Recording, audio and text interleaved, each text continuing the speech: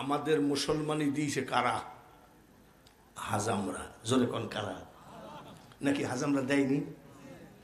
আচ্ছা বলতে পারবেন আপনার ওই নুনুডা হাজামে হাত দেয় নাই এমন লোক বলতে পারবেন? কথা কর না কে? হ্যাঁ, একেবারে এইরকম ধৈরি এরকম কাটিছে। আর এখন তো অত্যাধুনিক জামানা। যে নবীর কথা বলতে চাচ্ছি সেই নবীর মা আমেনা খাতুন বলছেন, আমার ছেলে খাতনা দেওয়া অবস্থায় এসেছে। বলে কেন খাতনা দেওয়া অবস্থায় আসলো?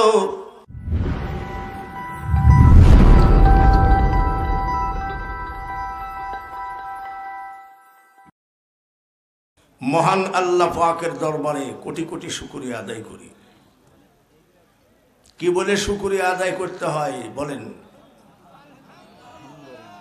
খালেস নিয়াত করে একবার আলহামদুলিল্লাহ বলেন, জান্নাতের দরজা খুলে যায়। চিৎকার করে বলি আলহামদুলিল্লাহ। কিন্তু এই আলহামদুলিল্লাহর উপরে আমাদের আমল কমতে কমতে এত পরিমাণ কমে গেছে। কেমন আছেন? আর ভালো নাই, চলে না। ভাই আপনি কেমন আছেন? ভাই বাথানে অনেক গরু মারা গেছে, বুঝেন না, একেবারে শেষ। বাথানের গরু সব সাফ হয়ে মরে গেলেও কি বলতে হবে? জোরে বলেন আলহামদুলিল্লাহ। এই আলহামদুলিল্লাহর বরকতে আপনার ওইরকম বাথান আবারও ভরপুর করে দিবেন আল্লাহ, ঠিক কিনা? মহান আল্লাহ পাকের দরবারে কোটি কোটি শুকরিয়া আদায় করি। পৃথিবীতে যত জাতি আছে তার ভিতরে আমরা একটা জাতি, নাম কি? মুসলমান। পৃথিবীতে সব থেকে শ্রেষ্ঠ জাতি হলো আল্লাহর কাছে মুসলমান। সুবহানাল্লাহ। আল্লাহ তাআলা নিজের জবানে বলেছেন, হাক্কা তুকাতিহি ওয়ালা তামুতুন্না ইল্লা ওয়া আনতুম মুসলিমুন। তুমি প্রকৃত মুসলমান না হয়ে কবরে এসো না। যেহেতু এটা আল্লাহ তাআলার কথা, আমরা সেই মুসলমান চিৎকার করে বলি আলহামদুলিল্লাহ। তাহলে আমরা কি পেলাম?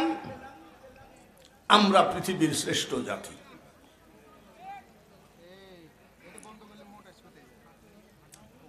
এবার আসুন আমরা জাতি হিসাবে শ্রেষ্ঠ। আমাদের ধর্ম পেয়েছি পৃথিবীতে যত ধর্ম আসে সব থেকে শ্রেষ্ঠ ধর্ম, নাম কি? ইসলাম। এটা কি আমি মোল্লার কথা? আল্লাহ বলছেন ইন্নাদ দীনা ইনদাল্লাহিল ইসলাম। ইসলাম আমার মনোনীত ধর্ম। তাহলে পৃথিবীতে যত ধর্ম আছে আমাদের ধর্ম শ্রেষ্ঠ, নাম কি? বলেন আলহামদুলিল্লাহ। পৃথিবীতে যত কিতাব যত জাতির ভিতরে এসেছে, অন্যান্য জাতির কিতাব মনে হয় এক হাতে বিড়ি খাও আর এক হাতে ওদের কিতাব পড়ো, কোনো যায়ও না আসেও না। আর আমাদের যে কিতাব বিনা অজুতে ধরা যায় না, নাম কি? বলেন আলহামদুলিল্লাহ। হিন্দু বৌদ্ধ খ্রিস্টান যত জাতি আছে তাদের কিতাবগুলো যদি এই গোরস্থানে সারা রাত সারাদিন বিরতিহীন ভাবে পড়ে পড়ে খতম করেন, নেকি পাবে গোরস্থানবাসী কয়টা? এ বি সি ডি 4টা অক্ষর পড়লাম গোরস্থানে, নেকি পাবে কয়টা? ক খ গ ঘ কয়টা নেকি পাবে? অথচ আমাদের যে কিতাব খতম করা লাগে না। 3 বার সূরা ইখলাস পাঠ করলে 1 খতম কোরআন শরীফের নেকি দেন তিনি কে? বলেন আলহামদুলিল্লাহ। গোরস্থানের ভিতরে গিয়ে যদি আপনি পড়েন আলিফ লাম মিম, 3টা অক্ষর পড়েছি, আলিফ লাম মিম। গোরস্থানবাসী কয়টা নেকি পাবে জোরে বলেন? 30টা। আল্লাহ তাআলা আমাদেরকে দিয়েছেন সেই পবিত্র কোরআন। খুশি আছেন নাকি? বলেন আলহামদুলিল্লাহ। কোরআন শরীফটা পড়া হয় একটা কাঠের উপরে, সেই কাঠটাকে আমরা বলে থাকি রেহেল কাঠ। রেহেল কাঠ কোরআন শরীফের কোনো আয়াত না, রুকু না, কোরআন শরীফটাকে ধারণ করার জন্য, রাখার জন্য একটা ওসিলা। যতগুলো মুসলমান এই জায়গায় আছেন, কেউ কি বলতে পারবেন যত কমা কাঠ দিয়েই বানানো হোক রেহেল কাঠ, এই রেহেল কাঠের উপরে কি, যেমন এখানে কারেন্টের মিস্ত্রিরা কারেন্ট সারতেছে টুলের উপরে দাঁড়িয়ে, আচ্ছা ওই টুলের উপরে বসাইয়ে কি কোরআন শরীফ পড়া যাবে? নাউজুবিল্লাহ, সম্ভব না। রেহেল কাঠটা যদি পড়ে থাকে, কেউ পা দিয়ে দাঁড়াইতে পারবেন? কেন? এই রেহেল কাঠ যত সস্তা কাঠ দিয়ে বানানো হোক না কেন, আল্লাহর পবিত্র কোরআন শরীফ টাচ খেয়েছে। রেহেল কাঠ পর্যন্ত কোরআনের টাচ খেয়ে পবিত্র হয়ে গেছে। সেই কিতাব আমাদের আল্লাহ দান করেছে। চিৎকার করে বলি আলহামদুলিল্লাহ। জাতি আমরা শ্রেষ্ঠ, ধর্ম আমাদের শ্রেষ্ঠ, কিতাব আমাদের শ্রেষ্ঠ। আমাদের যিনি নবী, নবী মুহাম্মাদুর রাসূলুল্লাহ সাল্লাল্লাহু আলাইহি সাল্লাম, সব নবীদের শ্রেষ্ঠ কিনা জোরে বলে? শ্রেষ্ঠ না? আমাদের নবী সব নবীর শ্রেষ্ঠ কিনা? আজানে শুনি আপনার নাম। আজানের ভিতরে নবীর নাম কি আছে? কলেমায় পড়ি আপনার নাম, কলেমায় আছে না? নামাজে আপনাকে সালাম, আত্তাহিয়াতু লিল্লাহি ওয়া সালাওয়াতু ওয়া তাইয়্যিবাত। তারপরে কি? ইয়া আইয়ুহান নবী মারহাবা বলেন। সব জায়গায় আমার নবীর নাম, কোরআনে নবীর নাম, আজানে নবীর নাম, কলেমায় নবীর নাম। হযরত ঈসা আলাইহিস সালাম বিনা বাপে পয়দা, ইনি একজন নবী। বিনা বাপে পয়দা কি জন্য সেটা একমাত্র আল্লাহ জানে, সেটা আমার দ্বারাই সম্ভব না ফয়সালা দেওয়া। ঈসা রূহুল্লাহ, দাউদ খলিফাতুল্লাহ, আদম শফিউল্লাহ, নুহু, বলেন নুহু কি? নুহু কালিমুল্লাহ না, নুহু নবী আল্লাহ, আর কালিমুল্লাহ হলো মুসা কালিমুল্লাহ। বাইরে আমার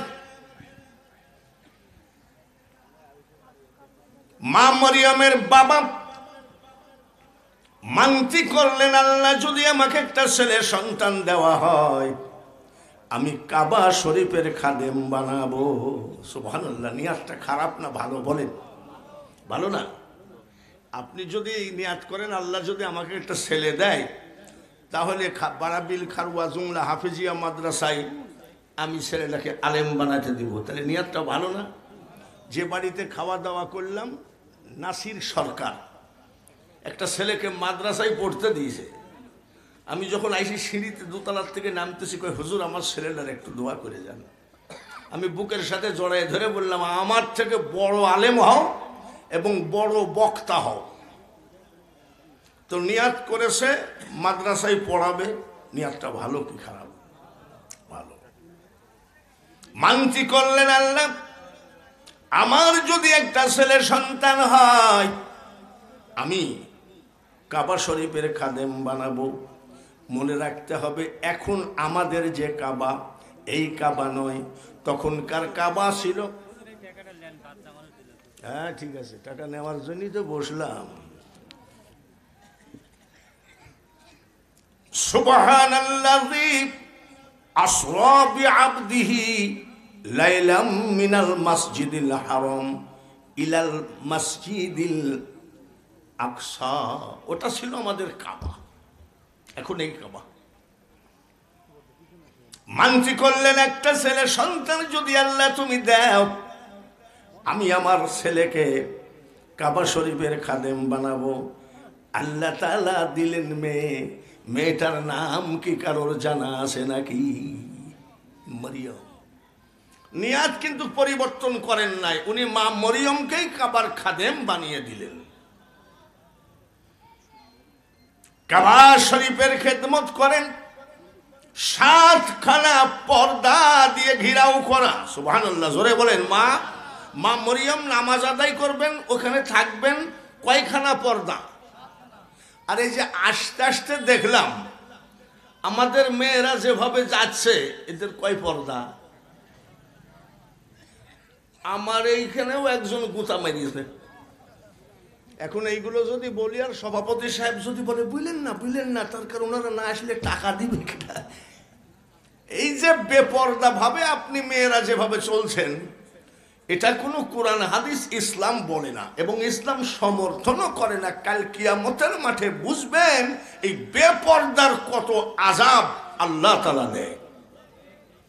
নবীজি মেরাজে গেছেন কি যান নাই? জোরে কম।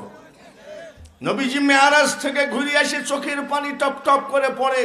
সাহাবীরা জিজ্ঞাসা করে, ইয়া রাসূলুল্লাহ, আপনি কাঁদছেন মেরাজ থেকে এসে? বলে, আমি দেখেছি জাহান্নামের ভিতরে মেয়েরা বহুত কষ্টে জীবন যাপন করছে। কেন? তারা মাথায় কাপড় দেয় নাই। কেন? তাদের গলার আওয়াজ অপর পুরুষের কানে পৌঁছায় গেছে। এসব হাদিস, এসব ওয়াজ আর এখন চলে নাকি? কয়েকদিন আগে একটা জায়গাতে মাহফিল করলাম, তো ছেলেদেরকে ওই এলাকার মহিলা চেয়ারম্যান দিয়েছে 20,000 টাকা। প্রধান অতিথি বানাইছে মহিলা চেয়ারম্যান। তো যাই দেখি আমার পাশে বসলো। মৌলানার আমার বাড়ি খুনে। আমি ছেলেদেরকে জিজ্ঞাসা করলাম, তোমরা আমার পাশে কাকে বসাইলা? তো বসে, কিছু মনে করেন না, আমাদের এলাকার মহিলা চেয়ারম্যান 20,000 টাকা দিয়েছে। এই দেখেন মিডিয়া আলারা ছবি তুলে দিয়েছে। এখন চারিদিক থেকে ফোন আসে, ভাবিকে সাথে করে ওয়াজে গেছিলেন নাকি? এ দুনিয়া দেখতে সুন্দর রে মানুষ, শুধু মায়ার ঘর। আইসো একা যাইবা একা, কিসের অহংকার রে বলো। গোরস্থান দেখার পরেও যদি আমার মা বোনেদের অন্তরে ভয় পয়দা না হয়, মাথার কাপড় পরে যদি বেপরদা ভয়ে চলাফেরা করো মা, আমি বাঙালি হুজুরকে জিজ্ঞাসা করা হবে না, সভাপতিকে জিজ্ঞাসা করা হবে না। মনে রাখো, যেই জায়গায় মেয়েদের মাথার কাপড় পরে যায়, সে জায়গায় রহমতের ফেরেশতা আর আসে না। আল্লাহ জানে মাসাসিরা কি রাগ দিয়েছে নাকি। চান্দা যখন কালেকশন করব তখন হয়তো বলবে 1 টাকা দেবো না। টাকা দিও না মা, নিজেকে জান্নাতের প্যাসেঞ্জার বানাও। 7খানা পর্দা দিয়ে মা মরিয়ম ইবাদত করেন। কয়খানা? ঘুমাই গেছেন নাকি? এখনই যদি ঘুমাই যান তাহলে প্রধান বক্তা কার সামনে কি করবে? নারায়ে তাকবীর। তো দেখলাম তেজ আছে নাকি? মোটামুটি কম নাই। কয়খানা পর্দা? হঠাৎ করে এক যুবক হাজির পর্দার ভিতরে। মা মরিয়ম জিজ্ঞেস করে, তুমি এত বড় সাহস, পর্দা ভেদ করে ঢুকলা, তুমি এত বড় বেয়াদব কেন? এই যুবক, তুমি কিভাবে প্রবেশ করতে সাহস পাও? বলে, মা আমি দুনিয়ার কোন যুবক নই গো মা, আমি জিবরাইল ফেরেশতা। পর্দা ছিল বলি তো জিবরাইল ফেরেশতা হাজির হয়েছে। আর ওইখানে যাই যদি দেখবে যে সাইজে গুইজে ডিজিটাল ভাবে বসে আছে, ওখানে কি জিবরাইল যেত? কেন এসেছো? বলে, মা আমি এসেছি, আল্লাহ তাআলা আমাকে পাঠিয়েছে আপনাকে একটা সন্তান দিতে। তুমি কি পাগল নাকি? তুমি কি জিবরাইল অরিজিনাল না নকল না কোনটা? বলে, জিবরাইল তো একটাই হয়। বলে, আমি তো বিয়ে করি নাই, তুমি আমাকে কেমনে সন্তান দিবা বলো? জিবরাইল ফেরেশতা বলে, মা গো আমি জান্নাত থেকে একটা ফুল আল্লাহ পাঠিয়েছেন, এই ফুলটা শুকলে আপনার পেটে বাচ্চা হাজির হয়ে যাবে। আমার আল্লাহ পারে কি পারে না? শুকলেন, পেটে বাচ্চা এসে গেল। বাচ্চা যেদিন দুনিয়ায় আসলেন, বাচ্চার বয়স 2 দিন। কয়দিন? 2 দিন। গ্রামের কিছু ক্রিমিনাল মানুষ মিটিং সালিশ করছে। ওই ইমরান, ওনার বাবার নাম ইমরান, ওই ইমরানের বিটি নাপাক কাজ করেছে। নাউজুবিল্লাহ। মসজিদটাকে নাপাক বানিয়ে দিল। কেমনে এই বাচ্চা হতে পারে? মরিয়মকে ডাকো, তাকে পাথর মেরে মেরে ফেলা হবে। আর মরিয়মের বাচ্চাটাকে আমরা তার সামনে আশ্রয় মেরে ফেলব। মারার মালিককে, হায়াতের মালিককে, সিয়ারের মালিককে, গদির মালিককে। আজকে যে রাজাধিরাজ, আজকে যে রাজাধিরাজ, কাল সে ভিক্ষা চাই, কারো কোনো দিন সমান নাহি যা। নদীর কুল ভাঙ্গে ও কুল গড়ে রে মানুষ, এই তো নদীর খেলা। সকাল বেলার বাদশা তুমি, ফকির সন্ধ্যা বেলা। ঠিক কিনা? কুলিল্লাহুম্মা মালিকাল মুলক তুতিল মুলকা মান তাশা। যত বড়ই অতিথি হন, যত বড়ই বক্তা হন, পীর হন, এই চেয়ারটাকে বসার সাথে সাথে বলা উচিত আলহামদুলিল্লাহ। মাবুদ, এই চেয়ারের মালিকও তুমি আল্লাহ। ঠিক কিনা? বাইরে আমার যখন মিটিং করলো ক্রিমিনালের দল, একটা লোক পাঠাইলো, মরিয়মকে বলো কাল সকাল 10টার দিকে এখানে হাজির হতে বাচ্চা নিয়ে। মরিয়মকে আমরা পাথর মেরে মেরে ফেলবো, বাচ্চাটাকে আশ্রয়ে মারব। ক্রিমিনালের দলের ভিতরে এক লোক যায় বলছে, আপনি সকালে হাজির হয়েন বাচ্চা নিয়ে, আপনার বাচ্চাকে আশ্রয়ে মারা হবে আর আপনাকে পাথর মেরে মেরে ফেলা হবে। মা মরিয়ম সালিসিতে আসবে না পালাবে? জোরে কোন? আল্লাহওয়ালা লোক কোনোদিন পালায় নাকি? সূরা ইউনূসের ৬২ নম্বর আয়াতটা একটু বাংলায় পড়ে দেখেন। আলা ইন্না আউলিয়া আল্লাহি লা খাউফুন আলাইহিম ওয়ালা হুম ইয়াহজানুন। কে বলছে? আল্লাহ বলছে। আল্লাহওয়ালা লোকের কোনো ভয় নাই, টেনশন নাই, চিন্তা নাই, তারা কোনোদিন ক্ষতিগ্রস্তও হবে না। সুবহানাল্লাহ। মা মরিয়ম তাহলে আসবে না? না পালাবে? পালাবে না তো? ভাইরা আমার, ঠিক আছে, যাও যাও। নিশিরাত্রিতে সেজদায় পড়ে কান্দে আল্লাহ, আমি মরিয়ম তো পবিত্র, আসলেই তো পবিত্র, আমি মরিয়ম পাক, আমি জীবনে কোনোদিন কোনো পুরুষের সাথে আমি চেহারা দেখালাম না। 7খানা পর্দা দিয়ে কাবার ভিতরে আমি খেদমত করি, ইবাদত করি। তুমি ফুল শুকায় বাচ্চা দিয়ে সেই বাচ্চাকে আশ্রয়ে মারবে আর আমাকে পাথর দিয়ে মারবে। ওগো রহমান, ওগো রহিম, তুমি কি, তোমার কি দয়া মায়া আমার উপরে হবে না? যত বড়ই বিপদে পড়েন না কেন, যত বড়ই বিপদী হন না কেন, একটা কথা মনে রাখতে হবে, নিশিরাত্রিতে তাহাজ্জুদের নামাজ পড়ে যাই নামাজে 1 ফোঁটা চোখের পানি ফেলবেন, এর থেকে বড় আদালত আর কোথাও নাই। সে আদালতের মালিক হলেন আমার আল্লাহ। লা ইলাহা লা ইলাহা ইল্লাল্লাহু মুহাম্মাদুর রাসূলুল্লাহ সাল্লাল্লাহু আলাইহি ওয়াসাল্লাম। ঠিক আছে, আমার আল্লাহ বলেন, মরিয়ম তুমি কাঁদো না, সেজদা উঠাও। সুবহানাল্লাহ বলেন, মারহাবা বলেন। এ মরিয়ম তুমি কাঁদো না, আমি আল্লাহ তাআলা বলছি তোমাকেও মারতে পারবে না, তোমার ছেলেকেও মারতে পারবে না। মা মরিয়ম বলে, মাবুদ গো, ওরা যে পাথর ম্যানেজ করেছে, পাথরের পালা দিয়েছে, আমার ছেলেকেও মেরে ফেলবে, আমাকেও মেরে ফেলবে। এ মরিয়ম তোমাকে মারবে না, আমি আল্লাহ জবান দিলাম। জোরে কোন সুবহানাল্লাহ। মারনেওয়ালা কে? বাঁচানেওয়ালা কে? ইজ্জতের মালিক কে? সম্মানের মালিক কে? বলে মাবুদ, ওরা বলে গেছে, আমাকে খবর দিয়ে গেছে, বলে যতই পাথর জোগাড় করুক, যতই তোমাকে খবর দিক, মারতে পারবে না। আমি যেটা বলছি সেটা করো। বলে কি করব? এ মারিয়াম, আমার রাজি খুশির জন্য তুমি এখনই সেহরি খাও, রোজার নিয়াত করো। ওই টাইমে রোজার আইন ছিল, ইফতারি করা পর্যন্ত কথা বলা যাবে না। আর এখন কথা বলা যায় নাকি?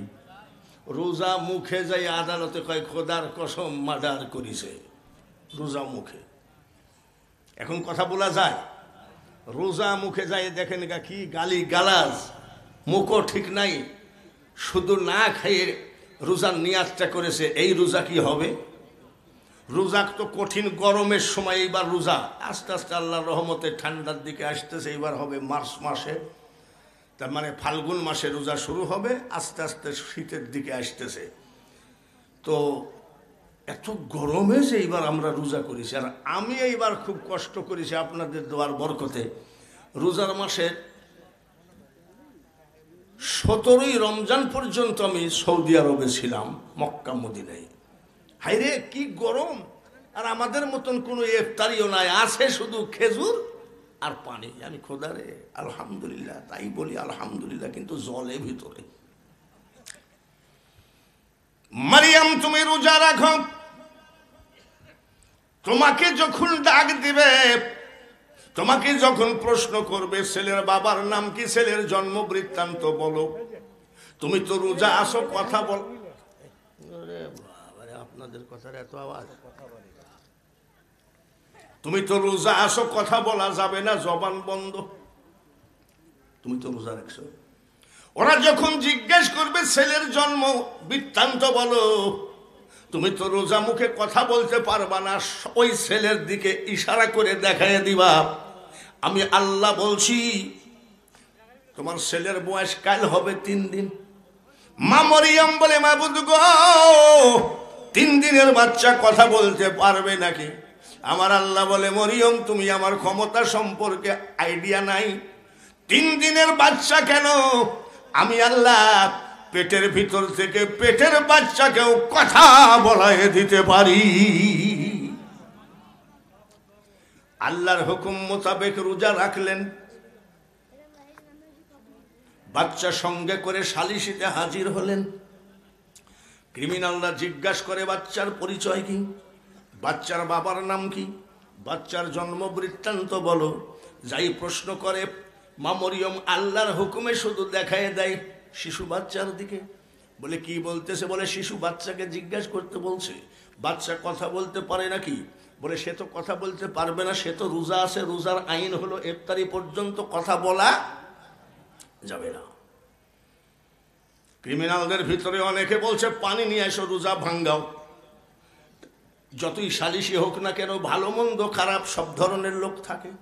তার ভিতর থেকে এক লোক বলেছে আগে রোজা ভাঙ্গার দরকার নাই, আগে বাচ্চাকে জিজ্ঞাসা করো বলতে পারে কিনা। ক্রিমিনালরা জিজ্ঞেস করে বাচ্চারে, বল বল তোর জন্ম বৃত্তান্ত বল। কয়েকদিনের বাচ্চা আঙ্গুল উঁচু করে বলে, খবরদার বেয়াদবি কম করবি। জোরে বলেন মারহাবা। আমার মা পবিত্র, আমি আল্লাহর কুদরতি ক্ষমতায় পয়দা। বাপরে, 3 দিনের বাচ্চার গরম কি রে, আঙ্গুল তুলে দেখাচ্ছে। দ্বিতীয়বার আঙ্গুল তুলে বলতেছে, তাহলে শোন, আমার নাম ঈসা রূহুল্লাহ, আমি বর্তমান জামানার নবী হিসাবে এসেছি। জোরে বলেন মারহাবা। কয়দিনের বয়সে নবী পরিচয় দিয়ে দিল, জোরে কোন। আর আমার আপনার নবী মুহাম্মদুর রাসূলুল্লাহ সাল্লাল্লাহু আলাইহি সাল্লাম তিনি কি বলেছেন জানেন? আবাতুস খাগবাত, চারটা মশলা দিয়ে বাবা আদম পয়দা। যখন আবাতুস খাগবাত এক জায়গায় করা হয় নাই, তখনও আমি আখেরি পয়গম্বর মুহাম্মদুর রাসূলুল্লাহ তখনও নবী ছিলাম। লা ইলাহা, কি হলো? সাতুকা পুকা পরিশেষ। লা ইলাহা ইল্লাল্লাহু মুহাম্মাদুর রাসূলুল্লাহ। একটু জবানটা ছেড়ে দিয়ে পড়ুন সেই নবীর উপরে আল্লাহুম্মা, জোরে জোরে সাল্লি আলা মাওলানা ওয়ালা আলি সাইয়্যিদিনা।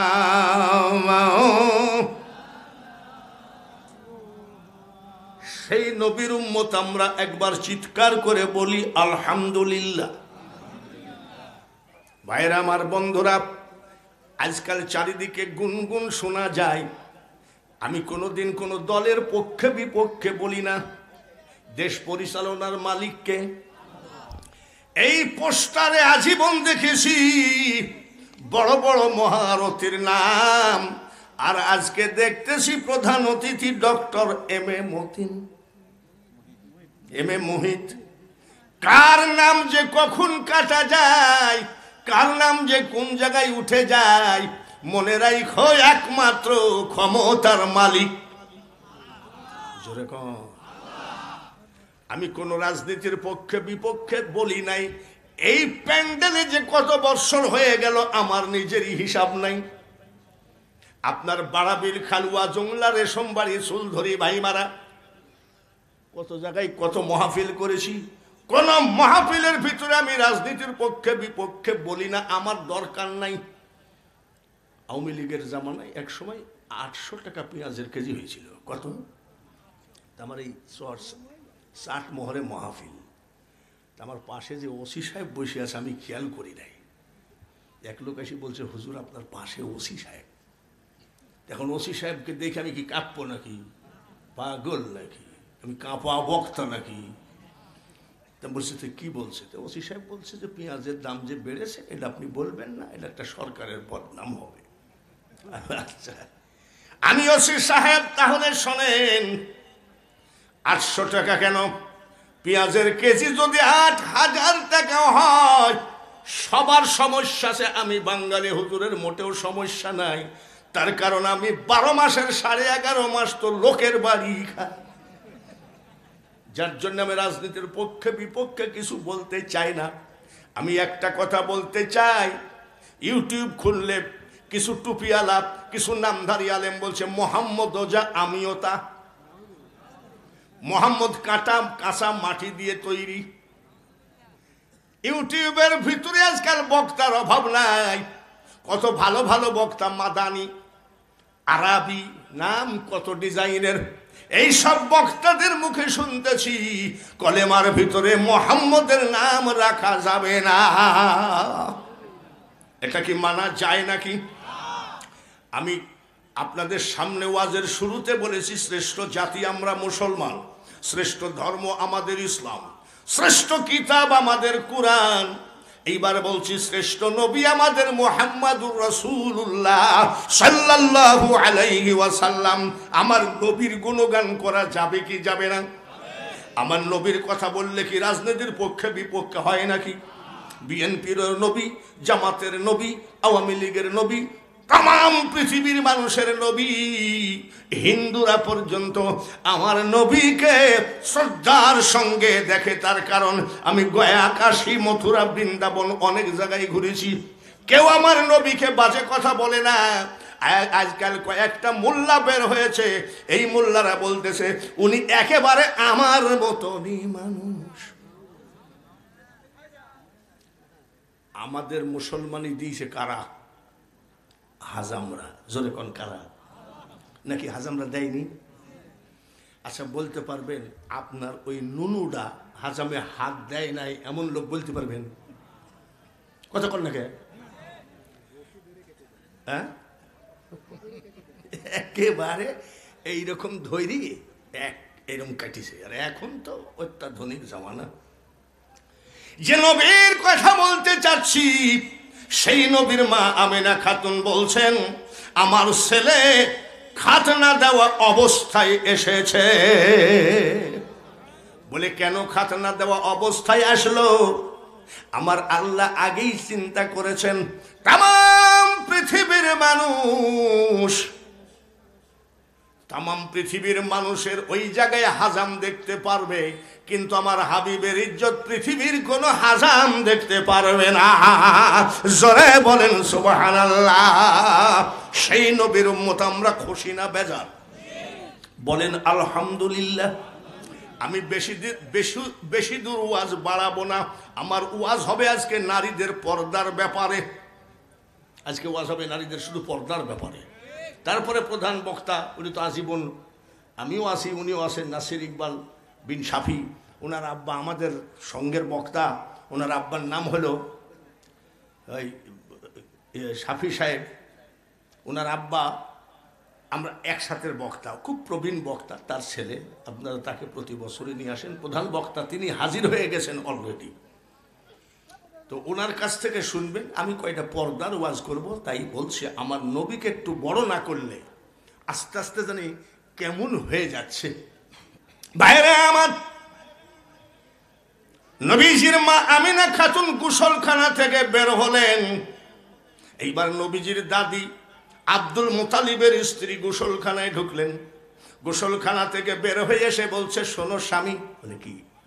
আমাদের বৌমা বিধবা, স্বামী নাই, এত দামি আতর ব্যবহার করে, পুরুষের খেয়াল যেতে পারে। কথা তো ঠিকই আছে। আমি যদি দামি আতর ব্যবহার করি আর আসি যদি বলে বাপ রে কি আতর মাখিছে রে, বলবে কিনা? আমি মেয়ে মানুষ বলতে পারি না, আমি শাশুড়ি। আপনি বললেন বিধবা মানুষের এত শখ কিসের, এত দামি আতর মাখা কেন? দাদা আব্দুল মুতালিব ডাক দিলেন, বৌমা এদিকে আসো। মা আমিনা খাতুন দাঁড়ালেন। মা আমিনা খাতুন দাঁড়ায় কয়, বৌমা তুমি বিধবা মানুষ, তুমি এত দামি আতর পরক ব্যবহার করো কেন? বলে আব্বা আমি আপনার বৌমা, জীবনে কোনো আতর আমি গায়ে টাচ করি না। বলে তুমি মিথ্যা কথা বলো? আমাদের বাড়ির বউ হয়ে, কুরাইশ বংশের বউ হয়ে তুমি মিথ্যা কথা বলছো? তুমি ওখানে দাঁড়ায় আসো, আমি এখান থেকে আতরের ঘ্রাণ পাচ্ছি। বলে আব্বা তাহলে শোনেন গো, আমি মিথ্যা কথা বলি না। বলে বলো কি বলতে চাও? যেদিন থেকে আমার পেটে বাচ্চা প্রবেশ করেছে, শুধু আমার গোসলখানা নয়, আমার বেডরুম, ড্রয়িং রুম, রান্নাঘর, সব জায়গায় আতর আর আতর। আব্বা কি আর বলবো, গোপন কথাটা বলি, আমি আমেনা, আমি খেয়াল করেছি আমার লোমের গুড়াই পর্যন্ত জান্নাতি আতরের ঘ্রাণ আমি পাই। সেই নবীর উম্মত আমরা, বলুন আলহামদুলিল্লাহ। আমি ওয়াজের লাইন ঘোরাবো, যার জন্য আমার নবীকে এই পর্যন্ত বললাম। জ্ঞানী বুঝে ইশারায়, মূর্খ সাপল দিয়ে চোখের মনি ফাটায় দিলেও বোঝে না। আমি যতবেলা ওয়াজ করবো থাকবেন তো ইনশাল্লাহ?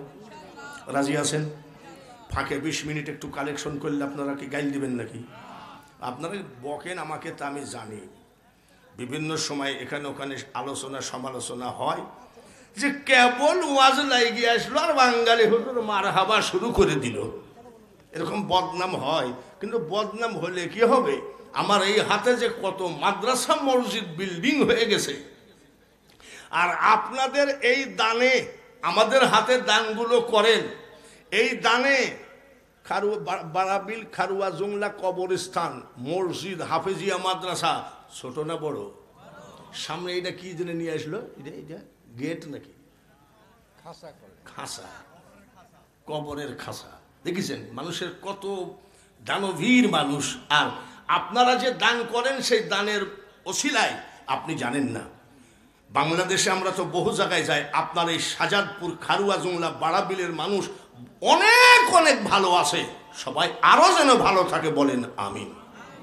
মাত্র 20 মিনিটের ভিতরে আমি কালেকশনটা সেরে নিই, তারপরে মেয়েদের পর্দার ওয়াজ জবান দিয়েছি যখন আমি করব ইনশাল্লাহ। আসেন তো, যে যা পারেন। কে কত টাকা দিবেন আজকে মার জন্য, বাবার জন্য এনেছেন? এখানেই আপনার মা শোয়া, এখানেই আপনার বাবা শোয়া। যখন কোনো আল্লাহওয়ালা, তবে খারুয়া জংলা, বাড়াবিল ও কবরস্থানের ভাইরা এমন একটা কাজ করেছেন, মাদ্রাসাটা করাতে কিয়ামত পর্যন্ত এই কোরআনের আওয়াজ আপনার মা বাবার কবরে পৌঁছায় যাবে। জোরে বলেন আমিন। তাড়াতাড়ি আলহাজ ভালো আছেন? আলহাজ আব্দুল কুদ্দুস মা বাবার স্মরণে 2000 টাকা, একটু বলেন আমিন। মাটা মারা গেছে 15 দিন, একটুখানি মার দিকে তাকাও রে, একটুখানি বাবার দিকে তাকাও, আল্লাহ জান্নাতবাসী করে দিও। জোরে বলেন আমিন। বড় ভাই আলাদা আবু বকর মারা গেছে, আল্লাহ সদকে জারিয়া হিসাবে কবুল করো। জোরে বলেন আমিন। নারায়ে তাকবীর। আব্বা মারা গেছে, মা অসুস্থ, 2 ভাই মিলে 22,000, কই 4,000। জোরে বলেন আমিন। আব্বা মারা গেছে, মা অসুস্থ। আমি মূর্খ হলেও তো কয়েক বছর এখানকার বক্তা, আমি বিশ্বাস করি ডাক্তার রোগী বাঁচাইতে পারে না, ডাক্তার রোগী মারতে পারে না, একমাত্র মারনেওয়ালা বাঁচানেওয়ালা কে? 2 ভাইয়ের টাকা নিয়ে বাবাকে জান্নাত দিও আল্লাহ, আর মাকে রোগ মুক্তি দিও। জোরে বলেন আমিন। খুব তাড়াতাড়ি আসতে হবে বাবা, একটু ওয়াজের সুযোগ দিতে হবে, ওয়াজ করার। মহিলাদের চলাফেরা যা দেখলাম, একটুখানি না বললে হয় না, আমাদের উপরে দায়িত্ব আছে বলার। মা বোনেদের জন্য একটু পর্দার ওয়াজ করব নাকি? মেয়েদের তো প্যান্ডেল নাই, তাই না? আছে মাসাসিরা প্যান্ডেল থেকে যখন ওয়াজগুলো শুনতেছেন, জিলাফির দোকানে যাই খবরদার অপর পুরুষের সামনে জিলাফি খাবেন না, ফুচকার দোকানে যাই ফুচকা খাবেন না। কি লাগবে?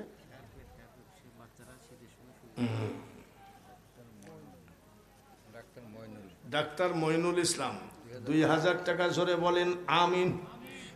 মা খালারা, এইবার যে ওয়াজটা করব সেই ওয়াজটা শুধু খাস আপনাদের ওয়াজ। খাজা মঈনুদ্দিন চিশতি রহমতুল্লাহ আলাইহি, অলিনা ভণ্ড। খাজা মঈনুদ্দিন চিশতি সুলতানুল হিন্দ, মানে হিন্দুস্তান, পাক ভারতের ভিতরে যত অলি আছে সেই অলিদের সর্দার, তাকে কি বলা হয়? সুলতানুল হিন্দ। 79 বছর বয়স বাঙালি হুজুরের, 47 বছর ওয়াজের বয়স, 26 বছর ভারতে ওয়াজ করেছি, 10টা অন্য জাতিকে মুসলমান বানাইতে পারি নাই। আর খাজা মঈনুদ্দিন চিশতি 90 লক্ষ অন্য জাতিকে মুসলমান বানিয়েছে। জোরে বলা লাগে সুবহানাল্লাহ। বলেন তো কত লাখ? 90 লাখ মুসলমান বানাইছে। মিটমিট করে হাসতেছে। মাসাসিরা ভালো করে শোনেন, খাজা গরিব নওয়াজ মঈনুদ্দিন চিশতির মা বলতেছে, বাবা মঈনুদ্দিন তুমি হাসো কেন? বলে মা হাসি চাইপে রাখতে পারছি না। বলে কেন? আমি 90 লক্ষ অন্য জাতিকে মুসলমান বানাইছি। মা ডাক দিয়ে বলে, বেটারে 90 লক্ষ অন্য জাতিকে মুসলমান বানালি, তাহলে তুই হাসারকে আমি হাসবো? বলে কেন? বলে তাহলে আমি হাসবো কেন? শোন, 10 মাস 10 দিন পেটি করে টেনেছি, এই 10 মাস 10 দিন আমি চোখের পাতা ফেলি নাই, আমি ঘুমাই নাই। মা কও কি? বলে হ্যাঁ, 10 মাস 10 দিন আমি ঘুমাই নাই। কি করিস সারা রাত? স্টার জালসা দেখিছে নাকি? জোরে কম রাখেন। টিকটক দেখছে, ফেসবুক দেখছে, ইন্টারনেট দেখছে। মা তুমি কি করেছো 10 মাস 10 দিন? সারা রাত আমি নামাজ আদায় করেছি, যাই নামাজে বসে কোরআন তেলাওয়াত করেছি, তসবিহ জপেছি রে বেটা। যখন মুয়াজ্জিন আজান দেয় আসসালাতু খায়রুম মিনান নাওম, তখন আমি তোর মা ফজরের নামাজ পড়ে যাই নামাজে দোয়া করেছিলাম, আল্লাহ আমার পেটে যে বাচ্চাটা আছে এই বাচ্চাকে তুমি বিশ্ব ওলি বানায় দিও। মা 10 মাস 10 দিন ঘুমাও নাই করে? তুই অবাক লাগতেছে? তাহলে আরো শোন, যতবার, যতদিন, যত মাস তুই আমার বুকের দুধ খালি রে বেটা, আমি তোর মা বিনা ওযুতে আমার দুধ তোর মুখে ঠেকায় নাই। মারহাবা। একটা ছেলে কতবার দুধ খায় ততবারই তিনি ওযু করেছেন। ওযু ছাড়া ছেলের মুখে দুধ দেয় নাই। আর আমাদের মা বোনেরা ওযু জানেই না। ওযু, আর ওনার মা ওযু ছাড়া বুকে দুধ মুখে দেয় নাই। আর আমাদের মেয়েরা ছেলে দুধ খাচ্ছে আর মা দেখছে টিকটক। জোরে কোন কি টক, জোরে কোন কি টক। মার খেয়াল কোন দিক? ছেলে দুধ খাচ্ছে, ছেলের দিকে তো খেয়াল নাই। আছে দুধ খাতে খাতে ছেলে ঘুমাইয়ে টেবিলের নিচে চলে গেছে, টিকটক বন্ধ হয়ে গেছে। মা কয় আব্দুল কুদ্দুস কোথায় গেলি? আব্দুল কুদ্দুস কোথায়? জোরে কোন। মা রাস্তায় যায় ডাক দেয়, আব্দুল কুদ্দুস রে দুধ খাতে খাতে কোথায় গেলি? আব্দুল কুদ্দুস কোথায়? আর মা খুঁজে কোথায়? শাসি শাসার কবর কনে আর তুমি কান্দ কনে। এমন আজাব দিবে মা গো ওই কবরের ওই মাটিতে, আর গলা ফেটে পড়বে রক্ত গো মা চিৎকারের ওই চোটেতে। যেদিন তোমার ডাক পড়িবে ওই কবর মাঝে শুইতে, আর জোগাড় কিছু করছো মাগো তার মাঝে বিষাইতে। ওলি শুধু সাইনবোর্ড লিখলে ওলি হবে না, পোস্টারে ওলি হবে না। মা কত বড় ওলি, যার জন্য ওই ওলির পেটে খাজা মঈনুদ্দিন হয়েছে।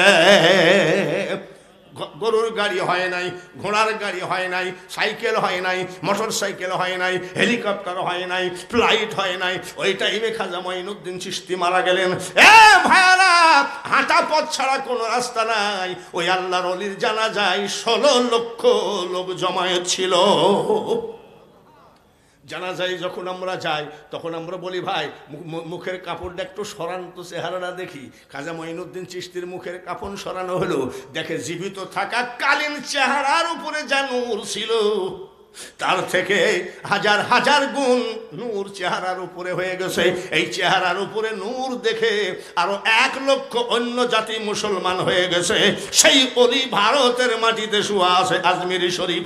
মাগো তুমি যত যাই বলো না কেন মা, যদি ওলির সন্তান হতে হয় তোমাকে নামাজ পড়তে হবে, রমজানের রোজা করতে হবে, ও মা পর্দায় থাকতে হবে। শুধু তাই না মাগো, স্বামীর খেদমত তোমাকে করাই। কিছু কিছু স্বামী আসে, একটা তাবিজ দেন তো। বলে কিসের তাবিজ? বলে আজকে দুপুরবেলায় আমার বউ আমাকে বটি নিয়ে তেড়িয়েছে। কি নিয়ে? বটি নিয়ে তেড়িয়েছে। স্বামীর উপরে চোখ গরম দেখাও, স্বামীর উপরে মস্তানি করো। আজকাল আবার এই ডিজিটাল মহিলারা স্বামীর নাম ধরে ডাকে। আমি স্বামীর নাম ধরে ডাকো কেন? বলে স্বামীর নাম ধরে ডাকলে মহাব্বত বাড়ে। আর বাড়ায়ও না, বাড়াবিল খারুয়া জংলা গোরস্থান মসজিদ মাদ্রাসার এই জালসা থেকে তওবা করে যাও। তুমি যখন এসেছিলে ভবে কেন্দেছিলে, তুমি হেসেছিল সবে।